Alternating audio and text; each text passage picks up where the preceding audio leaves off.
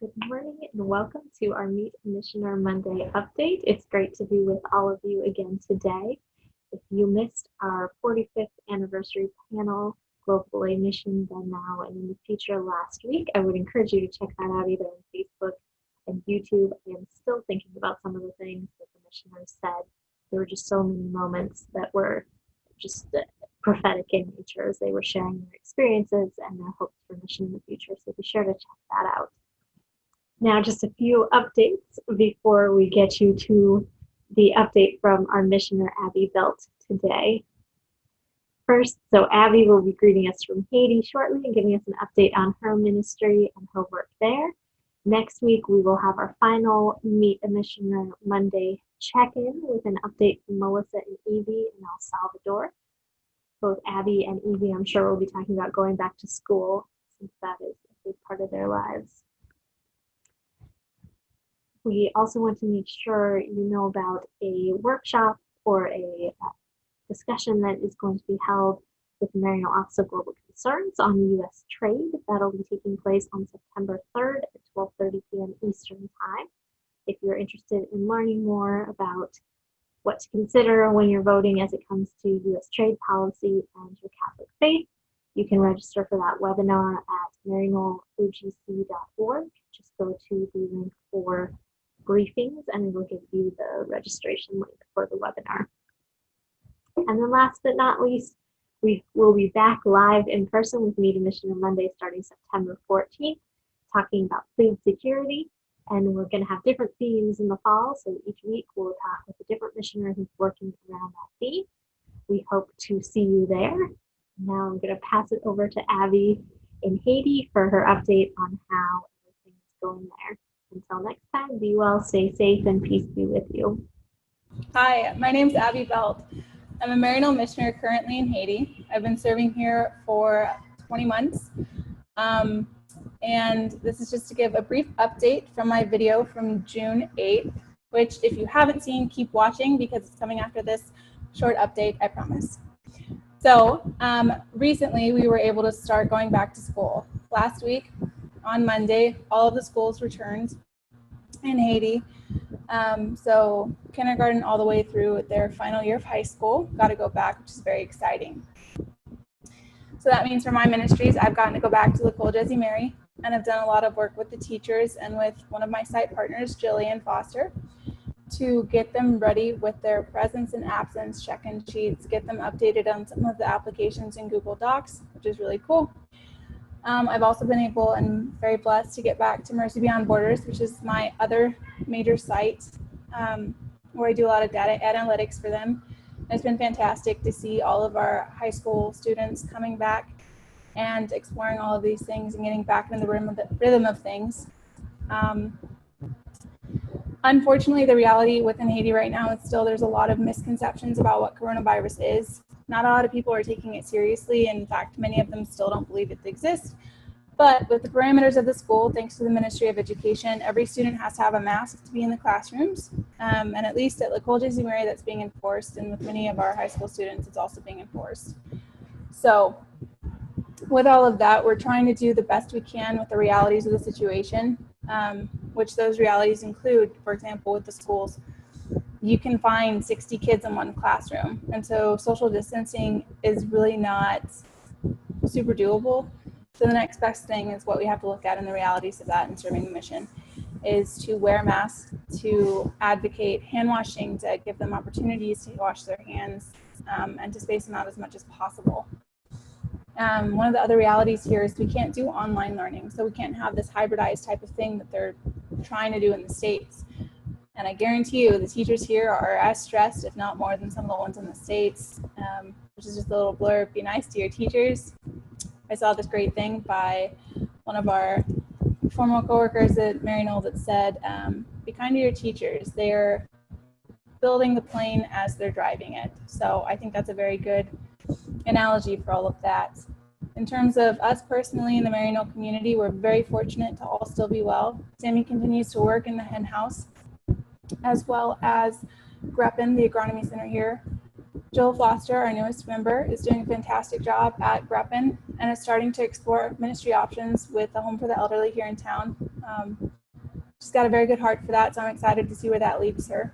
For me personally, the past week has been kind of a head spin, but it's fantastic to get back and to see these kids in uniform trying to learn and to work with the teachers as we continue to help each other develop in the profession we love with the students we love even more.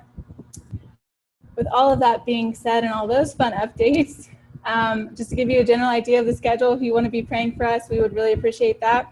So next week, we already have our first test. They've only been in school for 2 weeks, but they're already going to have their first major test.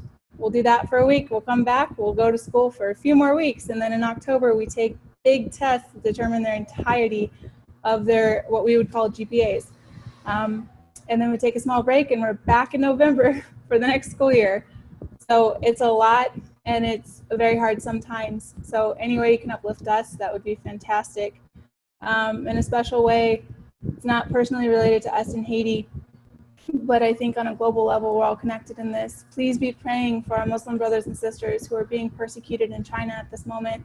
Please be praying for the indigenous women that continue to go missing without many people looking into that.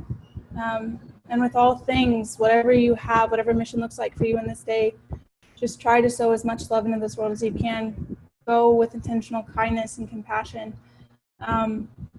And if you haven't had a chance to see what the rest of this interview looks like, where I talk about fun things like masks and COVID and school, and I go further in detail with all of that and about my life here, stay tuned. If you've already done that and you think my story is worth sharing, please just press that share button. We'd greatly appreciate it. And encourage people to come see what I'm like and what my ministries are like here in Haiti. From the bottom of my heart, I continue to thank you all. I pray for you in these moments that you continue to find joy every day. And just truly, I appreciate all you do for us. Thank you. Good morning and welcome to Meet a Missioner Monday. I'm your host, Karen Bortvet, and I am excited to be with you here today. For those who are new to Meet a Missioner Monday or just joining us for the first time, this is our opportunity to check in with our missioners around the world to see how they're doing and to see how the folks they serve alongside are doing in this time of pandemic. With that in mind, I want to take a moment to remember the 34,000 people who have passed away from COVID-19 from last week to this week, and all those who are mourning their passing. With all that's happening in the world, from pandemic to are continually facing racism here in our country, mental health is something that is an ongoing struggle for many people, whether it's the trauma that folks live with every day because of racism or struggles with anxiety and depression because of the pandemic or anything in between. So we want to provide a link in the chat to NAMI, which provides resources for mental health support for those who are struggling. If you know anyone in that boat, please share those resources widely. We also are going to share another link from a member of our anti-racism task force that she found a free class that's on mental health first aid, another course that's on race and culture in the United States, and then a third resource on implicit bias, something that we all struggle with as we strive to become anti-racist in our actions, in our words, and in the way we engage with the world, who we are. In this past week, our anti-racism task force has been talking a lot and reflecting on what goes on in the world. And some of the things that have come up are the idea of moving strategically and intentionally, listening to and learning from the voices that are most impacted by racism in our society and in our world. And as we're having those conversations, it really struck me because that's also how our missioners strive to engage when they go overseas. I think the missioner that we are talking to today provides a great example of what that looks like, of going intentionally and strategically into a place and really listening to and learning from the folks that are there and responding with ministries that meet the needs that are being presented to her. So with that, I would like to welcome Abby Belt, who is a graduate of Friends University in Kansas. Go Falcons. And I would like to offer her this space so that she can share about the work she's been doing in Gros Morne Haiti. Welcome, Abby. Good morning. Good morning, Karen. Thank you very much. So in your time in Haiti, you've been there about 18 months now. What has really most captured your heart so far? I think when you first gave me this question, it's kind of hard to narrow it down to just one facet. But in looking at it, I think overwhelmingly what continues to speak to my heart and leave me in awe is the unending generosity I find here. In reflections, a lot of times I find myself comparing life to being like a mosaic that's built by single shards. So, for example, my time in Haiti is the collective grouping of these shards. And I think with the beauty in that, you know, by itself, one shard isn't important or beautiful or both, but collectively, the image it presents of our lives is just so breathtakingly beautiful. And one of the beautiful facets of mission, one of the things you really begin to understand when you fully enter into that, whether it's at home or overseas, whatever that mission looks like for you, is how irrevocably interconnected our mosaics become. So one of the best examples, I think, in my entire life of generosity, and one of the most important shards that I'm connected to is Madame Anise. I first met Madame Anise. She's the beautiful woman on the right here. First met her last summer in summer camp that the Religious of Jesus and Mary, the Col Jésus Mary, here in town hosts every summer. And the first thing you'd recognize about this woman is just how bright her smile is and how warm and inviting it is. And then you see how maternal she is. And I got to know her more and more over that month, but from that very first day, what I recognized is how much I loved the way she loves. And I mean, like magic, she would have the meals prepped and ready for all of the kids, the counselors, and us volunteers, like it was nothing, with a smile on her face, yelling after some kids in a very loving, maternal way. I'm sure everybody can relate to that. And in a small way, to thank them, the kitchen staff, for all of the hard work that they put in, I made them some cookies. And I was joking with Denise, and I said, you know, I can bake, sure enough. That's no question, but I can't touch you when it comes to Haitian cuisine. And she just laughed and said, well, come learn then. And so this is one of those things, generosity here is as endless as the dust and the humidity. So after camp, Vivian, who is a Religious of Jesus and Mary volunteer, she's the one in the middle in this picture, and I came, and Denise told me, get enough food to feed a small group. Food's always better together. And so sure enough, with the same gentle, maternal, patient, strong hands that have built a lifetime, she guided us through how to make some of our favorite Haitian dishes. Very delicious, by the way. Can I replicate them again? No, it's not the same, but that's okay. And then in the end, we were able to feed our small group of about 5 adults or so, and then 20 kids who were just sitting there watching, thinking, oh gosh, what is this giant white girl trying to do now? And as we began to eat, Anise says, and now we're family. There's an expression here, manger cuit paguet met, which means cooked food has no owner. And I think it really beautifully encapsulates that moment, as well as Haiti. If you haven't heard of this writer, and I apologize in advance, I've practiced, but I'm still probably going to say it wrong. Chimamba Ngozi Adichie talks about the danger of a single story. I would encourage anybody, irrespective of what we do in life, to look at that. It talks about that danger. And so, of course, Haiti's got its broken parts. We all do. And if all you choose to focus on are those broken things and how hurt her people are, that narrow-minded view is all that's going to be allowed to exist there. But when you break down those walls, whatever exists, for me, a lot of times it's the insecurity that I'm not enough to do what I do. But when I open my heart to receive others and they do the same with me, you see all the depth and all the beauty in these stories. And of course, within that is generosity. Madame Anise remains to me a modern day superhero.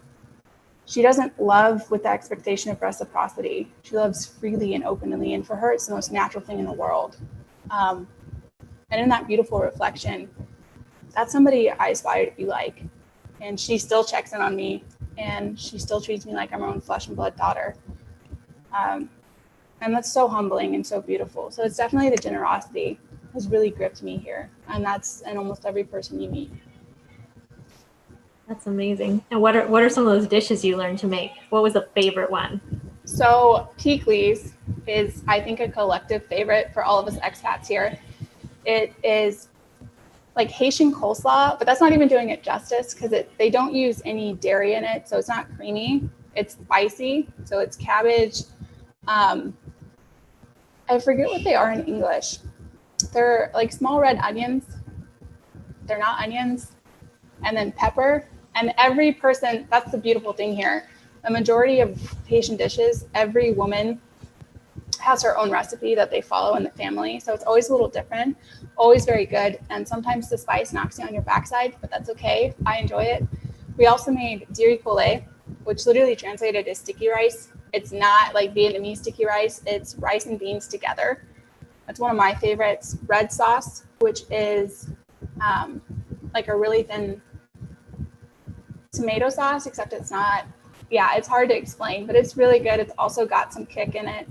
But yeah, so what else? We made chicken, and I learned how to make really good chicken here.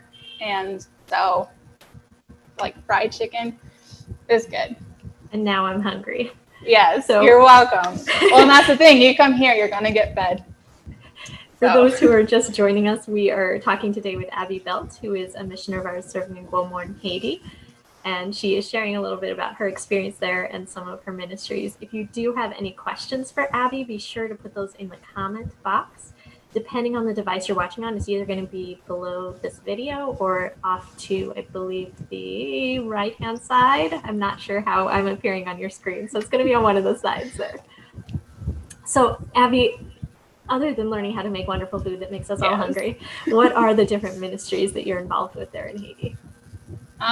So I kind of dabble, I dabble in a lot of education side of things. So I have three main ones that I kind of focus on. The first is at l'école Jésus Mary, and I work alongside with the teachers to continue to develop strategies in terms of different projects that we can do. So one of those projects is with our fifth graders who are pictured here, working in the school gardens. They did a phenomenal job. They're so cute. I miss them. Sorry, that's a lot. Anyway, so they've also been working on a book project. And one of the stipulations that I've pushed with them from the beginning alongside their teachers is that it's got to be in Creole. And I posed that to them the first day of this project.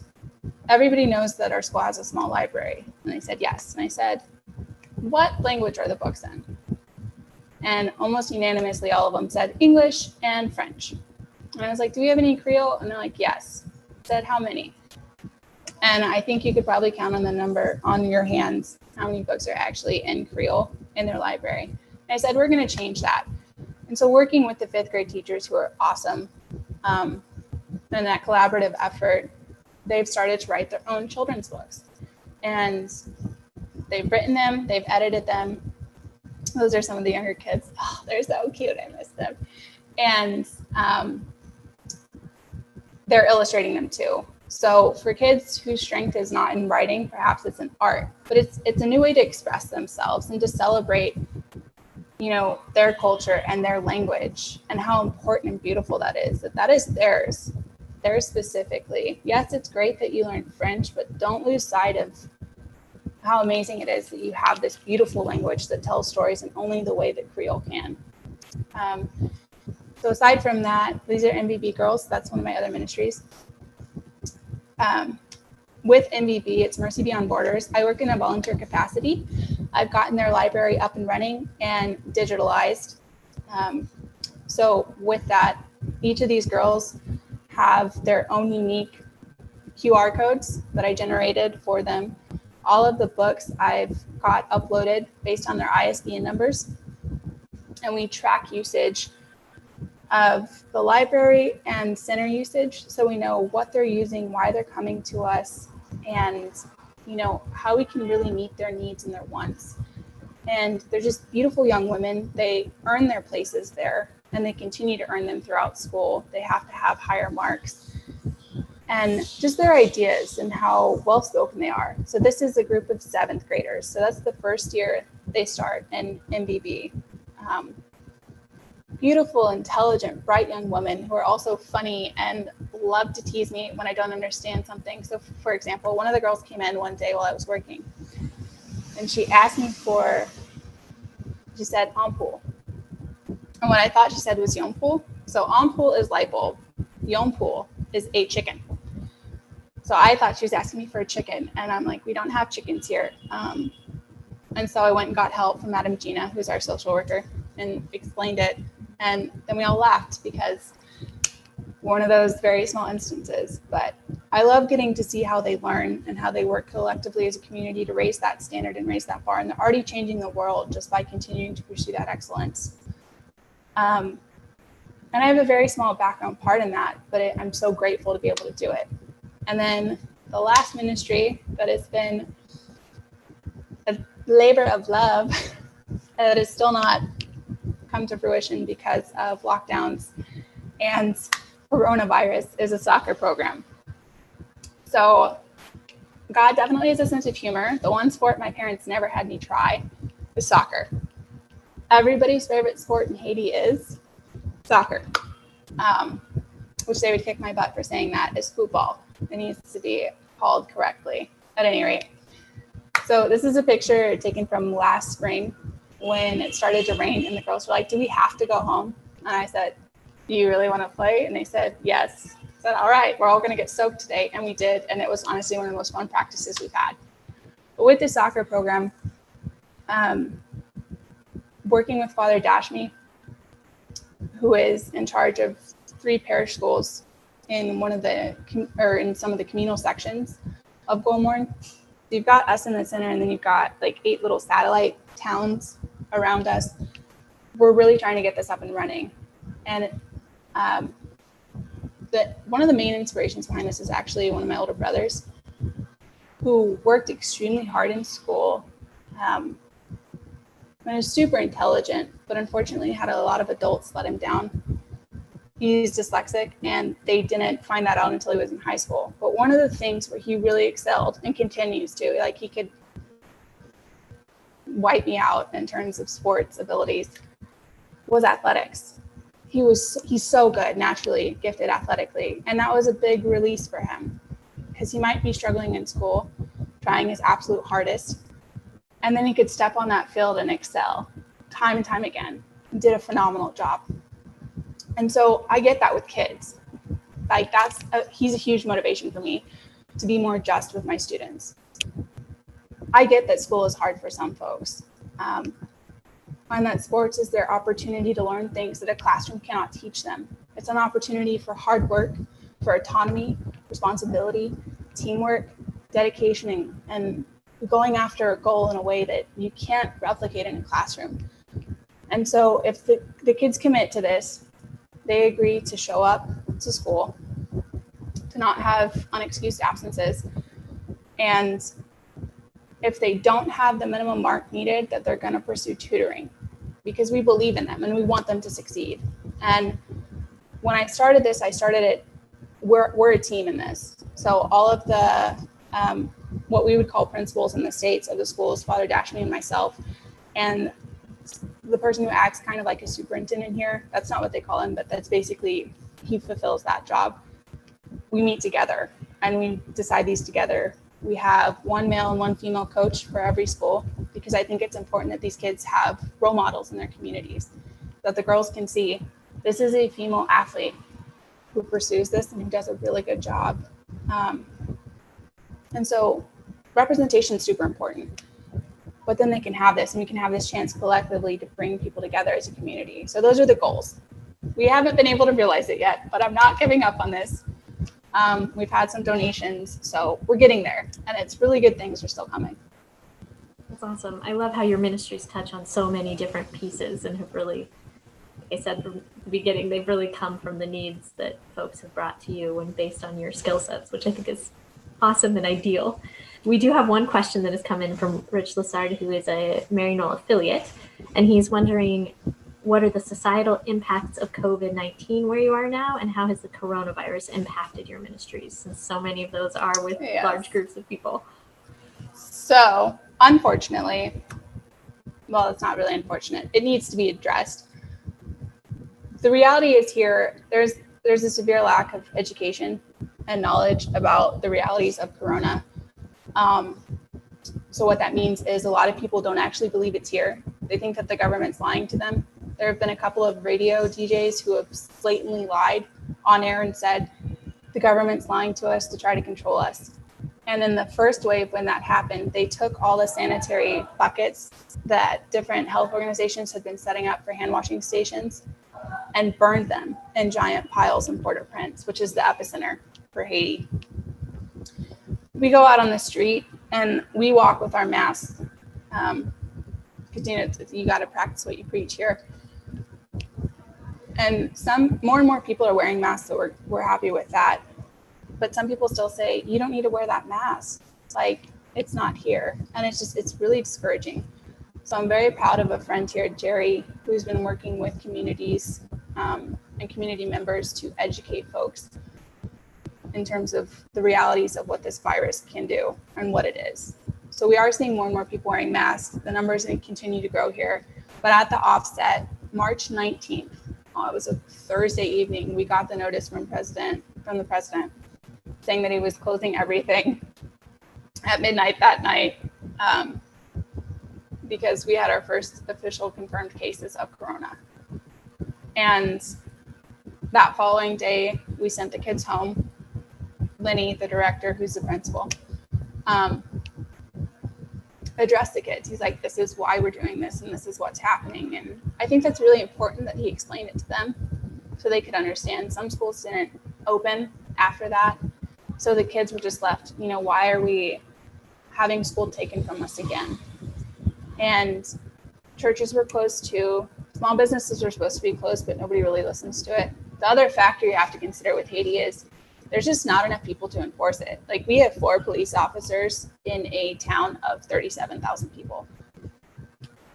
And we've seen more people coming to assist with that, but the reality is they can't enforce it. You also have to look at, and this is a different perspective than a lot of people in the United States, I think, are aware of. The reality is in the United States, online school is a factor. Mom and dad working from home, depending on what the work is a factor, so they can still bring money in. Here, that's not an option. Jerry has started with MBB, started doing radio classes, which is huge. Other than that, these kids don't have anybody to learn from. And it's not like when the lockdowns happened in the fall where I could go and at least do math review and work in the library with the kids while the country was locked down. I could get away with that. And now it's like, I don't want to risk them being exposed to one another. And it brings up a lot of challenges. So with that, it gets really complicated because you're asking somebody to choose between going out and working to make money for food and risking exposure, or staying inside, not having food and dying from starvation with their children. So it's not a black and white issue. There's a lot that goes into that, and either way, Haitian people will lose in this. And there are a couple of ways that you have sort of shifted in your ministry in response, correct? Right. Yeah, absolutely. So when this all hit, it felt very surreal, and I kept making references to it feeling like an H.P. Lovecraft story or science fiction, where it's just like, what is happening? And I think continually with all of this stuff that's happening, it can be really overwhelming. So one of the things that I do to ground myself is, what can I actually do? What can I effectively do here? And one of those things was, well, people are going to need masks. So things kind of lined up when I started talking about that. And I think it's very much a God thing. The sisters, the RJMs, gave me a machine so I could get started with that.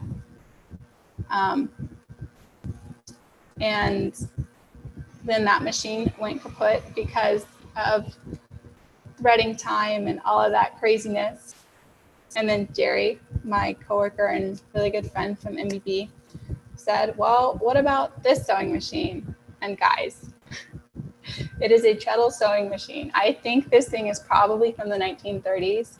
So it was a whole process I learned from another very patient, loving, maternal, generous Haitian woman who allowed me to just kind of learn. And we've had challenges with that, but now we're generating these masks, and it's really great. So This is the adult size, and it's a simple 3-pleat, and it opens up so it covers the nose and tucks under the chin. And then this is our child size, just to give you a little bit different. And so yes, we've been very blessed in that. And I think with that, you can choose to be stuck in all the sadness and let it overwhelm you. And I think sometimes you have to give yourself that 5 minutes to just really be upset, because it is an upsetting time and there's a lot of unknowns, but don't linger there. Find a way to get back to how you can contribute with these things. And for me, that was the mask. It was a really small way for me to be able to get back to this community and to give them a chance. So that's awesome. For those who are just joining us, we're talking today with lay missioner Abby Belt, who has been serving for about 1.5 years in Gros Morne Haiti. If you do have any questions for Abby, be sure to drop those in the comments, because we enjoy having a conversation with you. We know you can only see us, but we would love to hear from you as well. We do have one other question that has come in so far from Susan Nagley, who is wondering how close are Creole and French? And then there's English. Are there any other languages, and how do all of these languages help or hinder communications? So French and Creole are not that similar. Like if you went to France and all you had was Creole, they would look at you like you're weird. If you came here speaking French, you could get by, because French is the legal language of the country. So all of their official documents are in French. The kids have to learn it from the time they're in pre-K to high school to university, which I'm glad things are starting to change with that. So there's more of an emphasis on promoting their own language. You do recognize some words because they are taken either directly from French, or they're maybe changed by one syllable or one pronunciation. And those are the same French words that we took for English. You also get some people, not really here in Gros Morne, but closer to the border with the Dominican Republic, who speak Spanish, but it's Dominican Republic Spanish, which is a little bit different. That in and of itself is its own Creole. And those people along the border have their own, like they can understand each other, and it's somewhat of a Creole. It's a lot of going back and forth. So everybody here speaks Creole. So if you can do that, you're good. Not a lot of people speak English. They want you to teach them, but that's not why I'm here, despite my degree from university. But yeah, so if you know Creole, you're good. If you come speaking French, it's going to make it easier to learn Creole because it follows some of the rules. But yeah. That's awesome. I always enjoy hearing how those languages play together. One other question we had for you, in your little promotional video, which folks may have seen, you mentioned that you're one of the youngest lay missioners. Yes. So what advice do you have for either recent grads or soon-to-be grads that are considering either marrying lay missioners or some sort of similar program post-grad service? I think you're going to hear it no matter what age you are coming into mission, but especially for younger missioners, something I would deeply encourage is really dedicate time to discernment.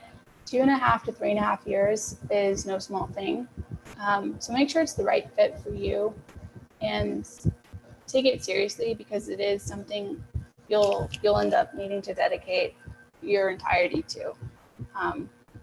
And the rewards are huge in that, like the spiritual rewards, and I'm gaining so much more from this than I can ever hope to give it. So there's a beauty in that. Now, that being said, if you've had your heart set on this and you just hear God saying, go, go, go, go, then just do it. Don't let anything hold you back from that.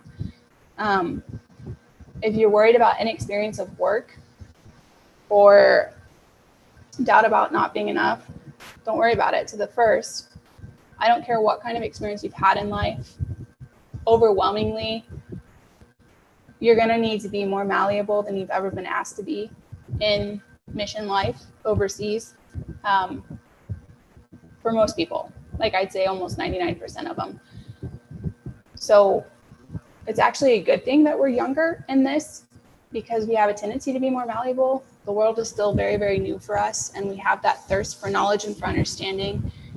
And so within that, we're more willing to listen and to learn and to see what the true need is in the places we go, to embrace that culture and that language. And then to the latter, if the creator of all of us has determined that this is where you belong, that believes that you're going to do well in this, who are you to say that you're not? So just really trust that and continue to trust that even if you're not enough, you don't have to be. God's going to carry you the rest of the way. And of the many things that drew me to, Mary Noel is the amazing mutual discernment. So it never felt like I was like Mary Noel was trying to sell me themselves. And I'd be weary of organizations that you feel like that's happening. Like, yes, you can be proud of your organization. I love Mary Noel, and I'll promote it. But I feel like ultimately, wherever you end up, I would hope that it didn't feel like they tried to sell it to you. Trust your heart and have high standards. I looked at probably almost 100 organizations before I came down to 2 where I felt I could really fulfill my calling. And research your options. Do that research, do that work, dedicate that time to what's going to be a decent portion of your young life in that. Find a place that's home, that supports you, that's dedicated to justice and peace and sustainability. Ultimately, find a place where your heart is set on fire repeatedly and you're empowered to root in love and empower others. And I'd say in all missions, whether it's 3.5 years overseas or the 5-minute trip to the grocery store, brace yourself. I told Jill, who is our most recent missioner to Haiti, probably 50 times in her orientation. She got so annoyed with me probably. She's just a very patient person. Brace yourself. You're going to make mistakes and you're going to have doubts and you're going to question things. But that doesn't matter. No mistake or shoulda, coulda, woulda is going to disinherit you from God's love and from God calling you to whatever that is. We're called to mission every day, irrespective of where we are. And bear with me, everybody at Mary Noel knows I'm very hallmarky, but the beauty of waking up each day is the chance and the gift to try again. So just brace yourself with this. Some of us jump into it right out of university. Some of us are 39 when we enter. It takes all folks with all backgrounds and all gifts to be able to really effectively bring beauty into love. And if you know love, then you know the heart of mission. And that's enough to start. And as the recruitment manager for Mary Noel Missioners, I'm just going to caption that and put it out there, and I can retire from my job. Oh, there you go. So we have one other question that has come in. If anyone else has a last-minute burning question, get those in now. Winnie Victor said, "Has the political unrest in other parts of the country spilled over to Gros Morne? Also, I thought our side, not sure if I said that right, I apologize, had made Creole the national language. Is it not being enforced?" Oh, okay. So there's an expression in Haiti called tête chaud and tête frette. Tête chaud is it's literally a hothead. So that we could use to explain Port-au-Prince a lot of the times with the political unrest and the problems that we see. Gonaïve, which is 45-minute moto ride from where we are, occasionally gets tête chaud. Other places, you'll see problems. For us in Gros Morne, 95% of the time it's tête frette, which means cold head. People keep their cool. They see the craziness for what it is, and they choose more effective ways of communication in terms of their frustrations. We're going to talk about this, and we're going to try to push on in the face of everything else. And when I talked about, French being used in the schools, Aristide did make that motion. Creole is the national language, don't get me wrong. French is still very heavily enforced. It's still all of their legal documents. They have to be in French and signed and sealed with an official seal of who's ever the appropriate person. Those are all in French. Sometimes a lot of the masses, at least on the Catholic side of things, that's all I can speak to, are done and said in French, depending on what type of celebration it is. And they are still taught from before kindergarten up through high school French, like it's a required class. Most of their exams, which brings up a good point, thank you for this question. Most of their exams are done in French. And that's one of the problems I'm seeing that I'm starting to work on with the teachers. It's not that the kids don't understand the problem, it's that they don't understand how to read the question because it's in French.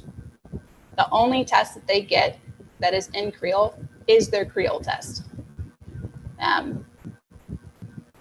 So I don't know if that explains it, but yeah, there's a heavy reliance on French, and that frustrates me for different reasons.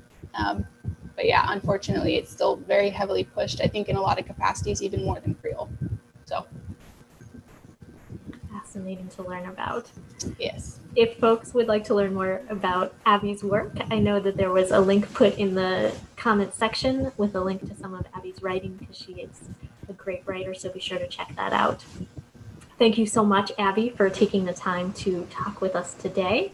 We really appreciate you coming and joining all the way from Haiti. Thank you very much. Thank you all for tuning in.